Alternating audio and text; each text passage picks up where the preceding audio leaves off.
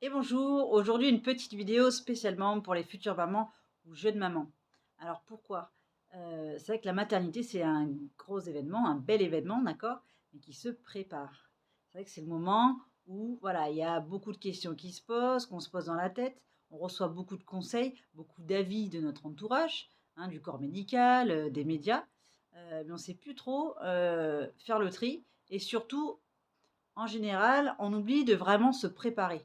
Voilà, de se créer les outils qui vont nous servir le jour J en cas de stress, en cas de peur, en cas de doute. Voilà. Et du coup, de ne pas avoir ces outils, on ne sait pas forcément comment agir et quoi faire dans l'urgence. Et on peut aussi mal faire, voilà, parce que c'est l'urgence. Et aujourd'hui, je vous propose en fait de se préparer à un gros événement comme celui-ci, comme la maternité, d'accord, et de créer vos petits outils qui vont vous rassurer, qui vont vous permettre d'accueillir votre petit loulou, vraiment avec plus de sérénité et surtout rester efficace, d'accord? Dans l'adversité et dans la difficulté. Voilà.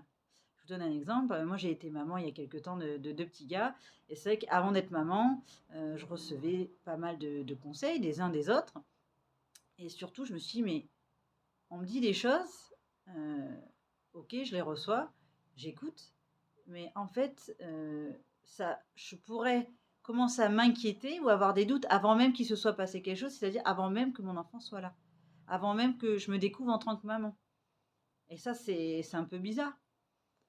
Donc ce que je vous propose, c'est de vous préparer à cet événement qu'est la maternité avec plus de sérénité, en vous préparant tranquillement à éviter de stresser, de vous créer du stress avant même qu'il se soit passé quelque chose et surtout à rester efficace. Efficace dans le sens, voilà, mon bébé il va arriver, je vais accueillir un petit loup, je connais, d'accord, mes compétences, mes ressources pour le prendre en charge. Je connais mes avis, d'accord, mes valeurs, pour que ça matche avec l'éducation que je vais lui transmettre. D'accord? C'est ça qui est important. Donc préparer la maternité, en fait, c'est construire ces petits outils pour les utiliser une fois que le loup sera là. Après, bien sûr, c'est pas figé, hein, ça change, d'accord? Au fil du temps, mais en tout cas, on se prépare. Et pour pas stresser, par exemple, on peut se documenter, ça c'est très recommandé, d'accord? Écouter les gens, se renseigner, aller voir des spécialistes, demander l'avis à notre entourage, tout en gardant son propre avis, en gardant ses valeurs, d'accord? En tête. Ensuite, on peut comparer. Est-ce que j'ai acheté le bon équipement pour dormir pour mon enfant? Ben, je fais la liste de ce qui existe, de ce que j'aime bien, de ce que je pense être le mieux pour lui, et je le vois en amont. Par exemple, pour la nourriture, pareil. Vous avez le droit de vous documenter, d'aller chercher l'info, de vous faire votre propre avis.